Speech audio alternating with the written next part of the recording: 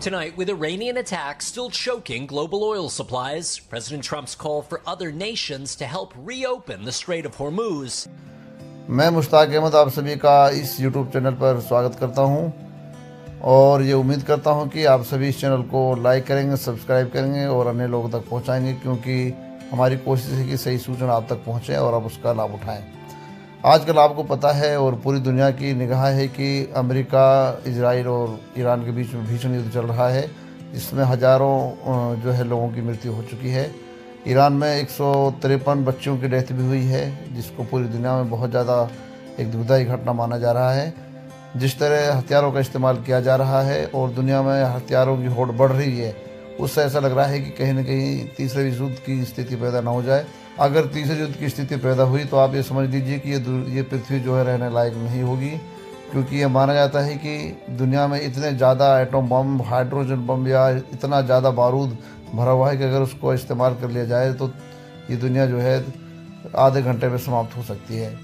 तो इतने बारूद पर ये पूरी दुनिया बैठी है। ऐसा हालातों में युद्ध का होना वाकई में एक बहुत दुख की बात है।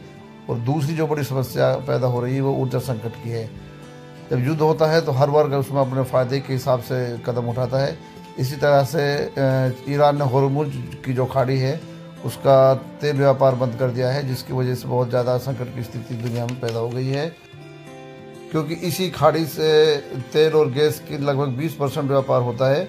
Saudi Arab, Iran, Iraq, Kuwait, Qatar, UAE जैसे प्रमुख तेल निर्यातक देश जो है इस पर पूरी तरह से निर्भर है। ऐसे ही बाज़ारों में जैसे चीन, भारत, जापान, दक्षिण कोरिया आदि को लगभग 80% तेल यहाँ से प्राप्त होता है। जो ईरान है वो उत्तर में है, दक्षिण तरफ ओमान है। दो ही देशों के बीच में होर्मुज की खाड़ी फैली हुई है, लेकिन ईरान का प्रभाव ज़्यादा होने की वजह से इसको ईरान ने बंद कर दिया है।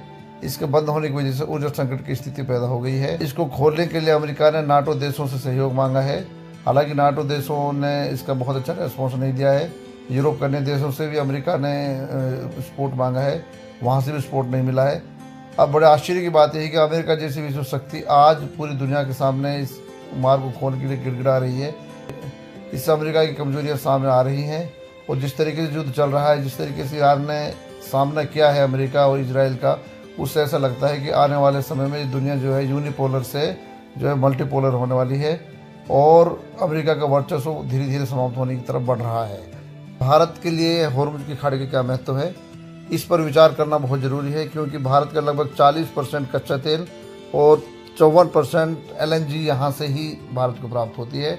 इससे हम अंदाज़ा लगा सकते हैं कि भारत कितना ज़्यादा इस पर डिपेंड है। और अभी भारत में हाल ही में देखने को मिला था कि LPG गैस वगैरह की बहुत समस्या पैदा हो गई थी और भारत के जो विदेश मंत्री हैं CS जयशंकर, उन्होंने अपने काउंटर पार्ट यानी ईरान के विदेश मंत्री से बात की। इसके बाद भारत के 2 जहाज़ शिवालिक और नंदा देवी को होर्मुज खाड़ी से निकलने की इजाज़त दी है, जिससे भारत की कूटनीतिक विजय माना जा रहा है।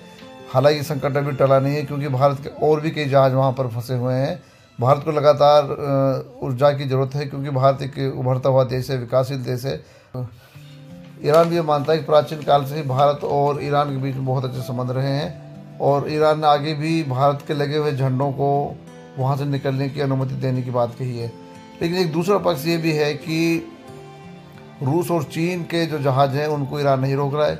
उसकी वजह यह है कि उन्होंने ईरान को स्ट्रेटेजिकली बहुत मदद की है, तो जाहिर सी बात है कि ईरान उनका पूरा साथ दे रहा है। अप्रत्यक्ष रूप से ये कहा जा सकता है कि रूस और चीन का ईरान को बड़ा सहयोग मिल रहा है, इसलिए ईरान बहुत बड़े स्तर पर युद्ध को लड़ने की स्थिति में खड़ा है। अब देखना यह है कि होर्मुज की खाड़ी को कैसे खाली कराया जाता है। हालांकि ऐसा लगता नहीं है कि अमेरिका इसको बमों के माध्यम से दूर कर पाएगा। इसके लिए कूटनीतिक तरीके से निपटने की आवश्यकता है, तभी भारत और अन्य एशियाई देशों को यूरोपीय संकट से निकालने में मदद मिलेगी। और भारत कूटनीतिक रूप से लगातार संपर्क साध रहा है और भारत इसमें बड़ी सफलता मिली है। धन्यवाद।